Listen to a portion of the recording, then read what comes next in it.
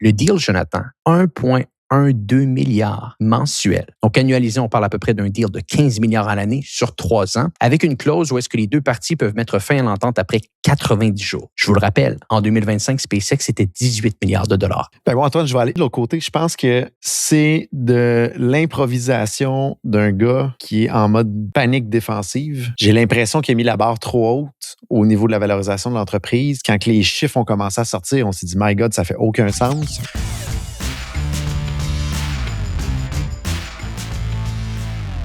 Donc, on est de retour sur le podcast Hypercroissance en mode de discussion d'affaires et je l'avais promis, me voici de retour avec mon micro. Mais pour nos millions d'auditeurs sur YouTube, pas encore avec le vidéo. Je suis en train de terminer mon setup à la maison. On y arrive tranquillement, toujours en compagnie de Jonathan Léveillé. Jonathan, comment vas-tu aujourd'hui? En pleine forme, Antoine, du retour du Grand Nord du Québec pour aller accompagner des entreprises dans leur adoption de l'intelligence artificielle. Donc, c'était super intéressant et c'est toujours le fun de visiter des villes un peu plus loin. Les gens sont accueillants, les gens sont vraiment connectés, grounded. Donc, c'était vraiment une expérience vraiment, vraiment le fun.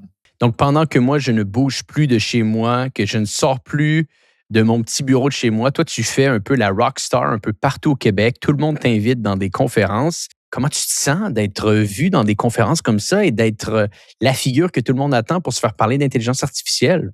Ben, je suis extrêmement passionné du sujet. Fait que quand j'ai la chance de dialoguer puis de transmettre des connaissances là-dessus, moi, ça m'allume, ça m'énergise, ça me donne l'impression que de retourner au début de la création de l'entreprise d'OpenMind, il y a quelque chose de magique là-dedans, de connecter avec les gens. Et je trouve ça tellement valorisant à la fin quand il y a des gens qui viennent me voir et qui disent « Écoute, Jonathan, j'ai compris quelque chose de plus que je savais pas. » Il y a un déclic qui s'est fait. Ça me donne de la motivation énorme. Fait que en bon français, je trippe à faire ça vraiment, beaucoup. Bon, ben, si vous êtes intéressé pour les gens qui écoutent le podcast Hypercroissance, la liste d'attente de Jonathan est jusqu'à 2028, mais je pense qu'il a un peu de place en 2029 pour des petites conférences. Donc, allez lui parler sur LinkedIn. Il risque d'être capable de trouver du temps pour vous dans 2-3 ans de cela. Jonathan, parlant d'intelligence artificielle, on en parlait juste avant que le podcast débute. Il y a quand même des nouvelles de grandes entreprises qui sont sorties récemment qui m'ont fasciné, qui je crois est intéressant peut-être de repartager à notre audience et également d'avoir ton avis ici. Donc, on le sait, c'est une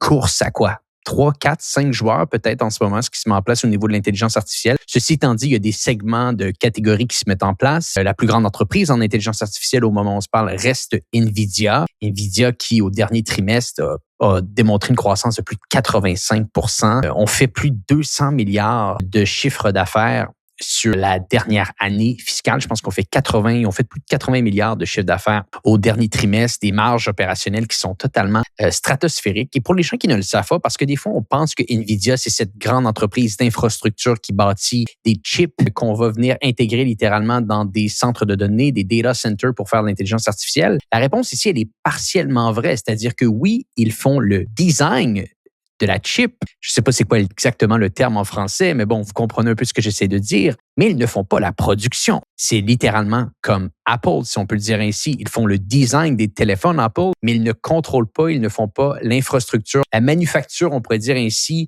de leur téléphone, comme NVIDIA ne fait pas le travail au niveau de ses chips. Donc, essentiellement, à la fin de la journée, c'est une entreprise à la base de design industriel d'un produit qui est totalement exceptionnel en demande, où est-ce qu'ils sont les numéros 1 sur le marché. Et vous m'excuserez ici, je ne veux pas simplifier ce qu'ils sont en train de faire, mais je trouve ça quand même intéressant comme image parce que je ne sais pas exactement l'image que tu avais de NVIDIA il y a quelques années quand tu as sûrement commencé à entendre parler de cette entreprise comme j'ai entendu parler de cette entreprise. J'avais en tête cette entreprise avec des grosses infrastructures, des usines où est-ce qu'ils sont en train de bâtir le tout. À la fin de la journée, c'est une organisation de design industriel. Mais bref, tout ça pour dire que eux, ils vont très bien.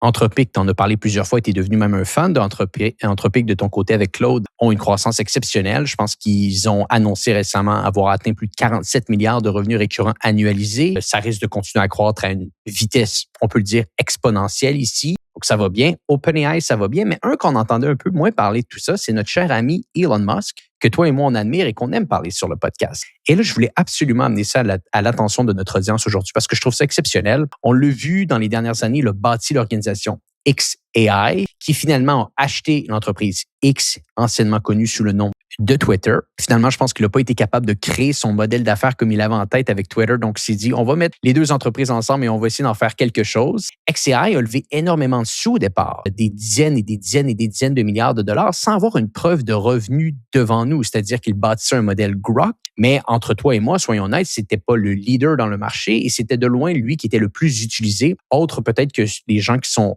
grandement sur X et sur Twitter ici. Donc, la preuve de revenu était difficile de comprendre, mais l'organisation avait une valorisation qui était très élevée. Je pense que l'organisation avait atteint quasiment une valorisation de 250 milliards de dollars avant qu'il y ait une autre acquisition, celle où SpaceX est venu acheter XAI. Et si vous suivez un petit peu les actualités technologiques, vous l'avez peut-être vu, on enregistre le podcast le 9 juin 2026. Le 12 juin 2026, si je ne me trompe pas, SpaceX va faire son émission publique, donc ils vont rentrer sur le marché boursier à New York. Ils vont être littéralement sur le Nasdaq dans les jours qui vont suivre. Et la valorisation de l'entreprise, au moment où on se parle, Jonathan, je pense qu'ils vont faire leur entrée sur le marché boursier à 1,75 trilliard de dollars. Écoutez bien les chiffres. Et là, c'est ça que je vais amener à votre attention aujourd'hui. En 2025, SpaceX, avant qu'ils commencent à consommer de l'intelligence artificielle à n'en plus finir et qu'ils étaient simplement une entreprise de fusées, de roquettes, comme on a été capable de voir de manière si spectaculaire dans les dernières années, SpaceX avait des revenus annualisés de 18,4 milliards de dollars. 11 milliards de ces revenus provenaient de leur système de communication Starlink, qui est grandement utilisé et aimé pour, bien entendu, avoir de l'Internet dans des zones où l'Internet n'est pas aussi bon. Starlink est également la vache à lait de l'entreprise qui générait, je pense, des marges de plus de 50%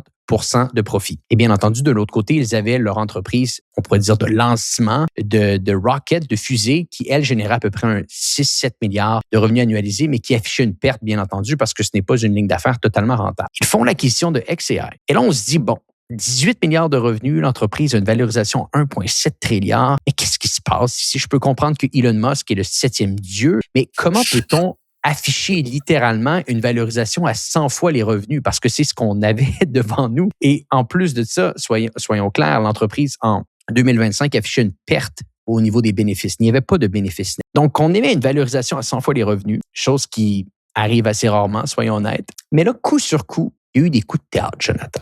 Le premier coup de théâtre, tu l'as peut-être vu passer, l'acquisition potentielle, et je vais utiliser le terme potentiel ici avec un petit astérisque, de Cursor. Cursor, qui est un joueur exceptionnel dans l'intelligence artificielle, qui se spécialise dans le code, qui avait une très, très belle croissance, qui, je crois, avait des revenus annualisés à peu près à 3 milliards de revenus récurrents annuels. On met une offre de 60 milliards. L'offre est conditionnelle, bien entendu, à certains facteurs qui vont se mettre en place après l'IPO, après l'émission publique. Et il y a un frais de cancellation de 10 milliards de dollars si finalement le deal ne va pas au bout. Donc, on peut dire que sur papier, l'acquisition de Cursor se met en place. On ajoute à peu près un 3 milliards de revenus récurrents annuels qui se met en place pour l'organisation. OK, on monte. On passe de 18 à 21 milliards de revenus annualisés. Mais là, dans les 10 derniers jours, donc fin mai, début juin, premier deal qui sort, exceptionnel. Un deal entre SpaceX maintenant, anciennement connu sous le nom de XAI, et Anthropic. Anthropic, Jonathan connaît l'entreprise mieux que personne, il l'utilise à tous les jours, a beaucoup de demandes, doit entraîner ses modèles, a besoin de ce qu'on appelle en anglais du compute pour s'assurer que son modèle reste entraîné continuellement et soit capable de servir ses millions et ses millions de clients partout à travers le monde, vient signer un deal avec XAI, Anthropic, pour utiliser les centres de données, les data centers de SpaceX, pour faire en sorte, bien entendu, d'entraîner leur intelligence artificielle et d'offrir le maximum de capacité à leurs différents clients. Le deal, Jonathan, 1,12 milliard mensuel. Donc, annualisé, on parle à peu près d'un deal de 15 milliards à l'année sur 3 ans, avec une clause où est-ce que les deux parties peuvent mettre fin à l'entente après 90 jours. Je vous le rappelle, en 2025, SpaceX était 18 milliards de dollars. Avec une entente avec Anthropic ici, on vient littéralement d'aller chercher le même volume de revenus. Ajoutez ça avec le 3 milliards potentiel de Cursor, l'entreprise passe maintenant de 18 à 21 à 36 milliards de revenus annualisés.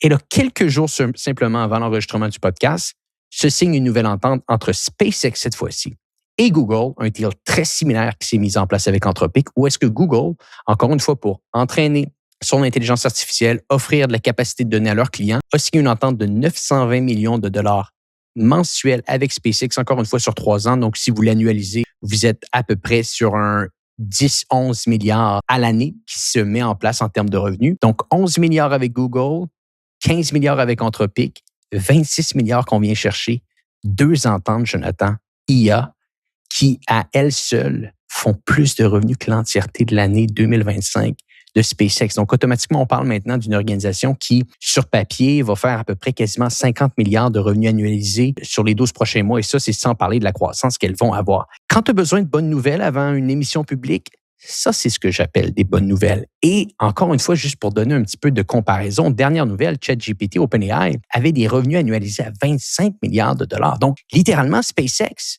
devient, sur papier, un des top 3, top 4 joueurs en termes de revenus annualisés au niveau de l'intelligence artificielle. Je trouve ça exceptionnel, Jonathan. Et je pense que je l'ai vu selon les différentes conférences de presse, c'est l'histoire qu'on est en train d'envoyer aux investisseurs en ce moment. Des deals comme ça, il y en a d'autres qui arrivent et les prochains centres de données risquent d'être bâtis dans l'espace. Donc, bref, beaucoup d'informations. Qu'est-ce que tu penses de tout ça? Est-ce que Elon Musk est en train de bâtir la plus grande entreprise d'intelligence artificielle au monde?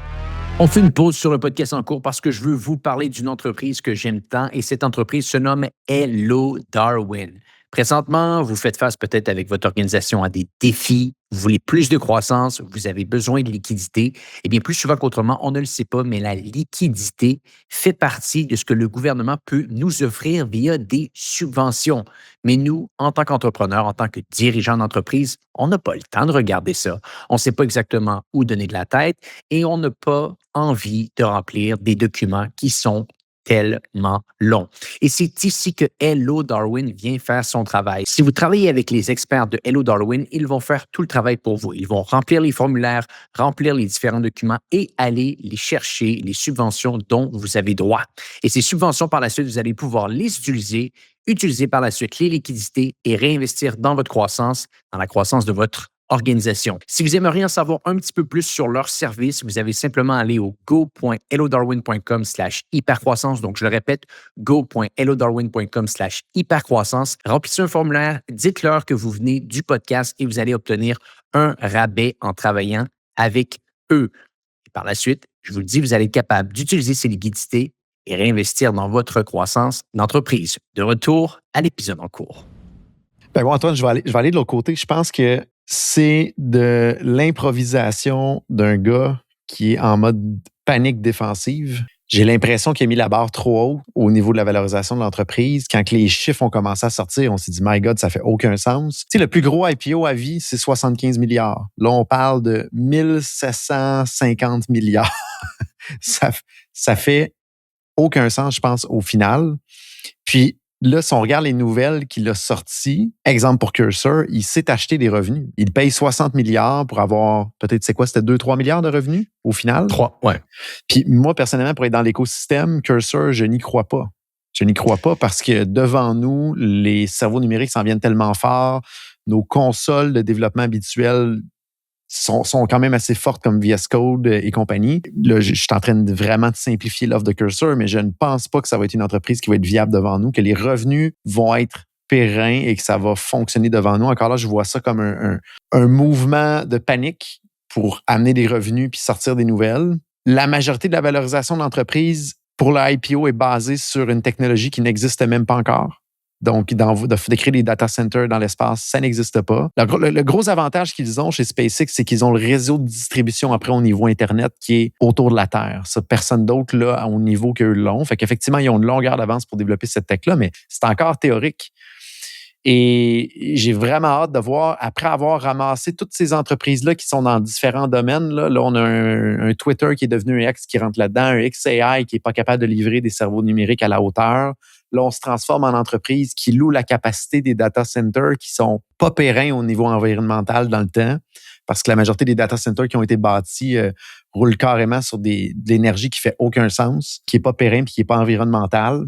Fait que là, j'ai l'impression qu'on est en train de créer un conglomérat d'organisations que comment ça va se comporter dans le temps en avant de nous. J'ai vraiment juste l'impression là, que ce qu'il va faire devant nous, puis là, c'est le fun d'être enregistré parce qu'on peut se réécouter devant nous dans quelques trimestres, mais il va prendre Tesla, il va merger ça dans SpaceX, il va créer une valorisation. Il va garder le nom de Tesla probablement au final, puis aller chercher son gros bonus, son package. Je pense que c'était à 8 trilliards de valorisation de Tesla, je pense qu'il allait chercher son package. Il est en train d'utiliser des instruments pour, je pense, créer cette valorisation-là au final. Mais comment dans l'exécution ça va être fait? Et fondamentalement, Le problème de capacité de compute, moi, je n'y crois pas que ça va être pérenne devant nous. La technologie va évoluer sans aucun doute à ce qu'on va être capable de faire beaucoup plus avec la même capacité de compute aujourd'hui. C'est la même chose que si on compare la force de l'ordinateur qu'il y avait dans Apollo dans le temps pour aller sur la Lune versus ce qu'on a dans notre téléphone. C'est 500 fois ou 1000 fois plus puissant dans nos téléphones aujourd'hui que ce qu'il y avait dans Apollo. On est simplement, je pense, dans un espace temporaire et temporel pour un 12, 18, 24 mois où on a un goulot d'étranglement sur la puissance de calcul. Les cerveaux numériques vont devenir moins gourmands.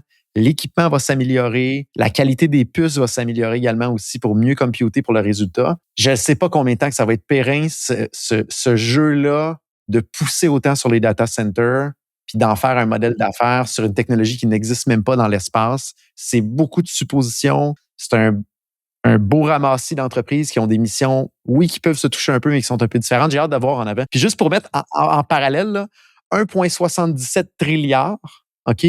C'est la valorisation combinée de Boeing, Disney, Netflix, Coca-Cola, McDonald's, Nike, Starbucks, Uber, puis Shopify, qui est la plus grande capitalisation boursière au Canada. Mettez toutes ces entreprises-là ensemble, là, c'est la valo de SpaceX que peut-être certains d'entre vous vont vouloir acheter vendredi qui s'en vient. Ça fait aucun sens dans ma tête pour moi. C'est rationnellement illogique. Il y a quelques points ici qui sont importants, Jonathan. De un, je suis 100% d'accord avec toi sur un point. Il y a beaucoup d'ingénierie financière dans tout ça ici. C'est-à-dire qu'il n'a pas été capable de trouver une manière de transformer Twitter comme il voulait le transformer. Les revenus publicitaires n'ont pas augmenté. Il n'a pas été capable de trouver cette ligne de revenus qu'il pensait être capable de créer via des abonnements, mais il a trouvé une solution. Où est-ce que les actionnaires de Twitter vont finalement, et qui sont venus avec Elon et qui ont investi avec lui pour acheter l'entreprise, vont retrouver leur argent. Mais on pèle par en avant. On pèle par en avant. Et là, c'est monsieur, madame, tout le monde qui va se ramasser avec la patate chaude au final avec l'IPO. Ben à voir, parce que l'autre point que je voulais dire, par contre, donc d'un côté, je suis d'accord avec toi, il y a eu beaucoup d'ingénierie financière, de ramasser beaucoup d'organisations, faire un petit peu de bricolage. Ça provient de la Elon Economy. On met ça ensemble, on en fait une organisation. Je suis même d'accord avec toi, je te le donne. Je crois ultimement que Tesla et SpaceX vont vraiment converger ensemble parce que il y a une chose qu'on est capable de sentir sur ces deux entreprises au moment où on se parle, il y a une convergence claire et nette via l'intelligence artificielle pour ces deux entreprises. SpaceX, ses plus grandes lignes de revenus en date d'aujourd'hui même sont orientées au niveau de l'IA, ne sont plus orientées au niveau de Starlink ou même de ses lancements de fusées. Et Tesla, si vous lisez un petit peu les lettres aux actionnaires au moment où on se parle, disent que 90-95% de leurs revenus dans les 5 prochaines années vont être faits au niveau des nouveaux produits comme Optimus qui vont être essentiellement des robots qu'on va avoir à la maison ou encore leur voiture autonome. Donc, on peut voir qu'il y a une convergence qui se met en place, du moins sur papier, dans ces deux entreprises au niveau de l'intelligence artificielle. La chose, par contre, que j'aimerais mentionner pour peut-être défendre l'autre côté, on ne peut pas les inventer non plus, ces 25 milliards de revenus annualisés, Jonathan. C'est-à-dire que les deals sont signés. Bien entendu, il y a des ententes de cancellation entre les deux parties si finalement on n'en a plus de besoin. Mais le 25 milliards, il est factuel, il est signé et c'est des chiffres qui sont totalement ahurissants. Et si vous analysez concrètement combien que ça a coûté bâtir ces centres de données, parce qu'au moment où on se parle, je pense qu'il a ces centres de données, ces data centers, il a Colossus 1, Colossus 2, Macro Hard et Macro Hard 2. Donc, en gros, c'est comme un petit coup de poing à Microsoft. Là, au lieu d'être Microsoft, c'est Macro Hard. c'est toujours ça. Ça, je lui donne ça. Il est magique. Il est magique dans les noms. Ça, c'est du classique Elon Musk. Donc, je pense qu'ils ont 4 centres de données. Il y en a d'autres qui sont en production et les mêmes centres de données sont en voie de grandir également.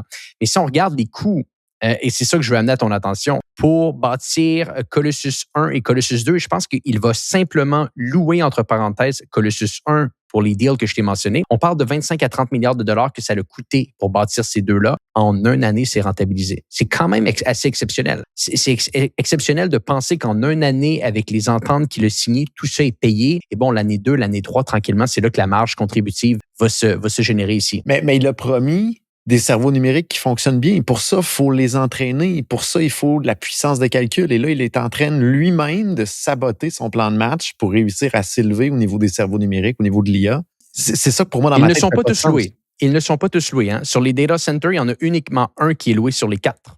Et la journée, chose que je trouve brillante, c'est qu'il met un 90 jours de notice pour avoir la capacité de calcul, de compute. Si je comprenais bien les deals qu'il a fait, mais ça fonctionne des deux côtés. Des revenus aussi élevés qui peuvent disparaître en 90 jours, c'est pas très pérenne en même temps. Mais effectivement, s'il garde un peu de capacité, qu'il est capable d'entraîner un modèle qui fait du sens et qu'il rapatrie cette puissance-là, là, ça pourrait être un bon gameplay au final. Mais là, c'est simplement parce qu'il n'a pas réussi, sinon il aurait gardé cette puissance de calcul-là. Donc ça, je dis, c'est plus, de ma perception, un mouvement défensif un peu en panique pour générer des revenus. Parce que le vrai gameplay, c'est il aurait dû l'utiliser, cette puissance de calcul-là, avec sa propre technologie. Au final, écoute, un mouvement défensif à 25 milliards de dollars, j'ai pas de problème de jouer à la défense 24 heures sur 24, Jonathan. Donc, mais je comprends ton point. C'était pas le plan initial. Il s'est retrouvé avec des actifs à très haute valeur sous la main dans un environnement où est-ce que la force de calcul est en forte demande en ce moment. Il y a définitivement un enjeu d'offre et de demande au moment où on se parle. Il y a une demande qui est considérablement plus élevée qu'une offre.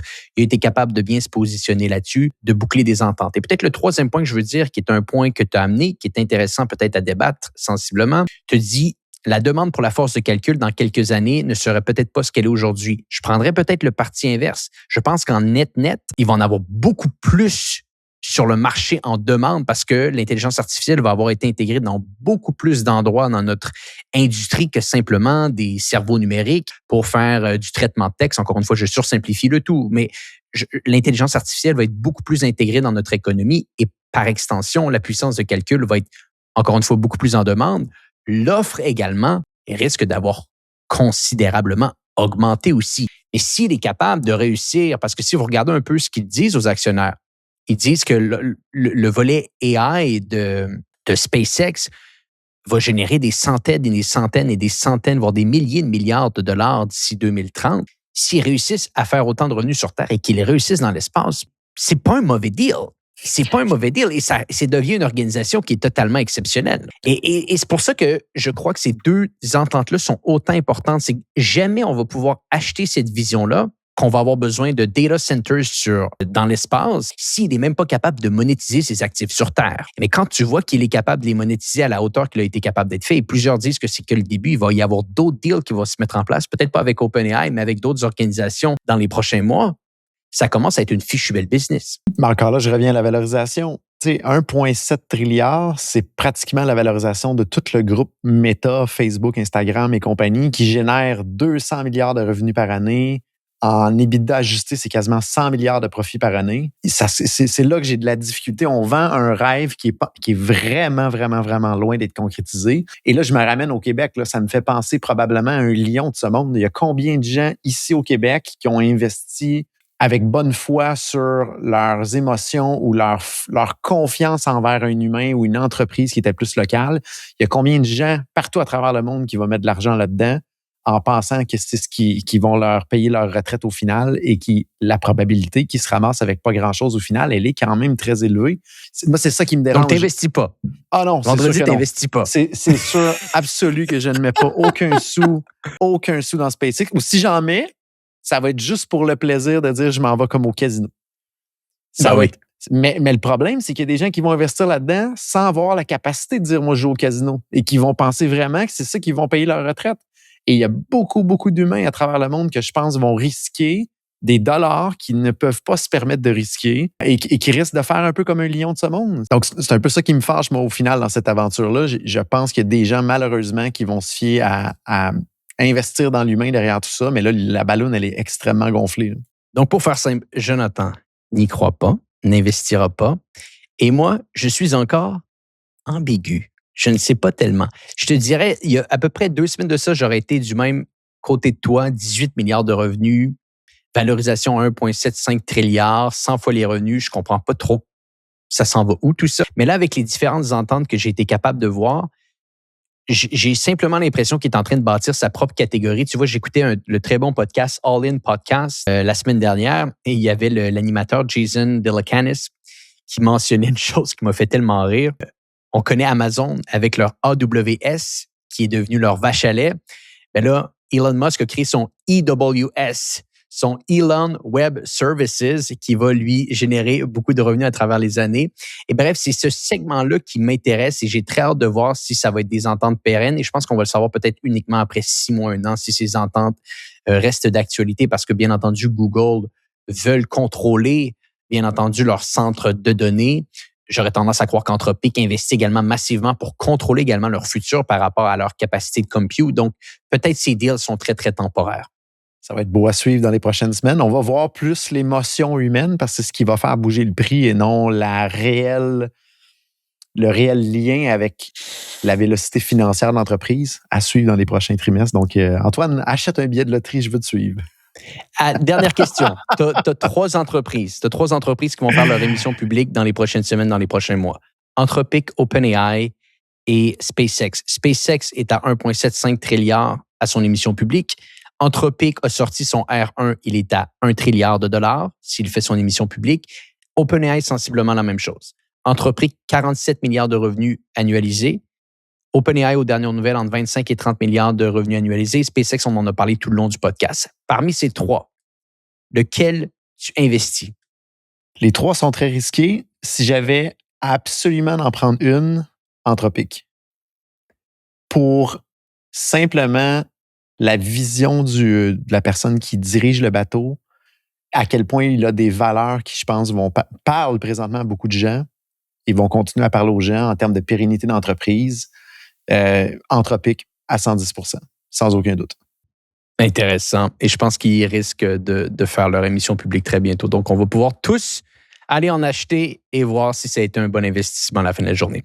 Jonathan, autre chose avant que je te laisse filer? Complet pour cette semaine. Merci Antoine, toujours un plaisir.